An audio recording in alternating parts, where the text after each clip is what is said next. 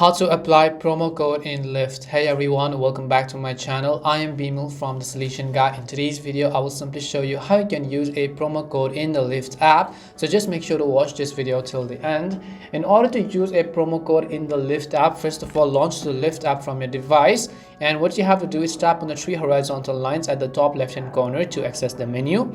Once you tap on the three horizontal lines, here you'll find the option called promos. So you just have to go ahead and then tap on the promos option. Once you tap on promos, on the next page, type in the code in the text box where it says enter promo code. So you can see the option called enter promo code. Make sure the spelling is correct. Promo codes are case sensitive in some instances. If the promo code you've entered has been accepted, a credit will be added to your account and will be listed under the promo section.